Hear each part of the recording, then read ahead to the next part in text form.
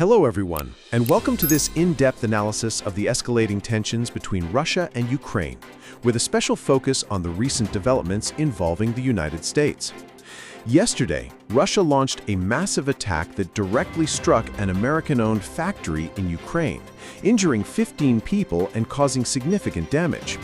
Today, Vladimir Putin is sending a clear nuclear warning to Donald Trump by visiting a key nuclear research center in Sarov, while Russian Foreign Minister Sergei Lavrov is hardening Moscow's stance on peace negotiations. But is this really a credible threat, or just another bluff that Ukraine has exposed multiple times? In this 10-minute video, we'll break down why Putin is threatening the US with nuclear weapons, how Trump is responding, and why Ukraine keeps hitting where it hurts most, Russia's economy. Stick around, because this analysis could change how you view this conflict. It all started with Flex Ltd, a US-based company that's been operating in Ukraine since 2012, producing civilian electronics like coffee machines and household appliances.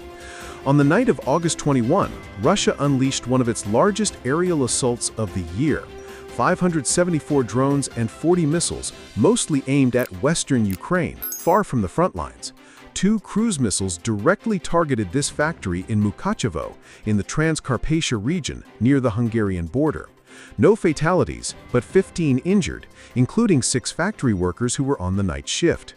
This wasn't collateral damage or stray debris, it was a deliberate Russian strike, a direct message to Trump right after his Alaska summit with Putin.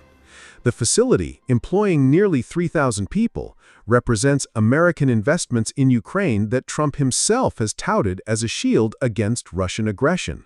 Yet Moscow dared to hit it. Why now? Because the US is pushing for a meeting between Putin and Zelenskyy, and Russia wants to show it won't back down. So how is Donald Trump reacting to this attack on American assets? During a White House press conference on August 22, a reporter asked him point-blank, "Have you spoken to Vladimir Putin about the strike on that major U.S. factory in Ukraine?" Trump replied, "I'm not happy about it, and I'm not happy about anything having to do with that war. I settled 7 wars." 7? Trump often exaggerates, but the core message is clear. He's furious, yet not committing to immediate retaliation. He added that he'll make a big decision in 2 weeks, massive sanctions, tariffs, or both, if Putin doesn't come to the table for a ceasefire. Trump even said, "If Putin doesn't show up, I'll know whose fault it is. I told them to meet." It's tough talk, but Trump is still hesitating, perhaps wary of dragging the US into a bigger fight. Meanwhile, people keep dying. Zelenskyy is right to question, what will we learn in 2 weeks that we haven't already after 7 months under this administration? The timing of these Russian strikes isn't random. It comes as the US pressures Putin for a sit-down with Zelenskyy following their August 18 call after the Alaska summit. Trump announced the 2 leaders would meet soon, paving the way for a trilateral summit, but Russia is pulling back. In an NBC interview on August 22, Lavrov was blunt. "There's no meeting planned. Putin is ready to meet Zelenskyy only if the agenda is prepared, and it's not at all." According to Lavrov, during the White House meeting with Trump, Zelenskyy said no to everything. No NATO membership, discussions on territories, and even repealing laws restricting the Russian language in Ukraine. Lavrov questioned Zelenskyy's legitimacy to sign deals since his term expired. It's pure propaganda, but it reveals Moscow's demand for Ukraine's capitulation, recognition of annexations, permanent neutrality, no Western troops. To drive it home, Putin visited Sarov on August 22, the birthplace of the Soviet nuclear program, laying flowers at the monument to the atomic bomb's creator. Russian media calls it a clear signal. Any pressure on Russia leads to nuclear escalation. But is it a bluff? Ukraine has proven it is. They've invaded Russia, hit the Kremlin, destroyed refineries, and Putin has done nothing but watch. Indeed, Putin doesn't want peace. He wants a piece of Ukraine. Lavrov confirmed it. No talks until Kyiv surrenders. On Russian state TV, they blame Europe for starting the war and call the EU a coalition of strategic parasites addicted to war. It's absurd, but it shows the Kremlin's internal narrative control to sustain public support. Putin is delaying to avoid secondary sanctions on countries propping up Russia's war economy, like China and India. The goal? outlast Ukraine economically.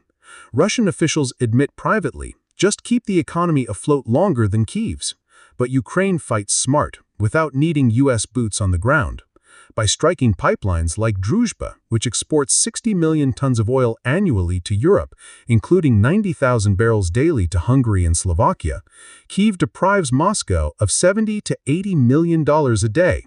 This is the third hit on Druzhba in 30 days, and this time repairs will take longer. Hungary is furious, its foreign minister accusing Ukraine of attacking its energy security. But as Poland's foreign minister quipped, "You get as much solidarity from us as we get from you." Pro-Russian Europe like Hungary pays for its cheap oil addiction that funds Putin's war machine. Lavrov also spelled out Russia's demands: Russian veto on Ukrainian security, revival of the 2022 Istanbul draft with Moscow and Beijing as guarantors, no European troops in Ukraine, which he calls unacceptable foreign intervention. But Russian or Chinese troops? No issue for them. Zelenskyy hit back. Why is Russia worried about guarantees against itself? No one attacked Russia before Putin invaded Ukraine. If it stops, it needs no guarantees. He added, European partners want to ensure the war doesn't happen again. The only trigger is Russia.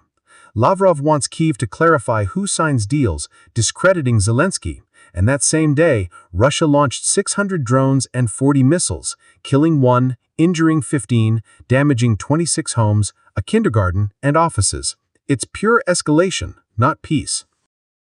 In conclusion, Putin's nuclear threats are a bluff Ukraine has already called. By hitting Russia's economy, Kyiv forces real negotiations. Trump needs to deliver those sanctions and tariffs in 2 weeks or lose all credibility. Ukraine doesn't need U.S. ground troops, just weapons and logistics to halt Russian advances and crash Putin's economy before more lives are lost. If we want Ukraine to win, back Zelenskyy, don't cow to Lavrov. Thanks for watching this analysis. Subscribe for more geopolitical insights. Like and comment. Do you think Trump will follow through? See you next time.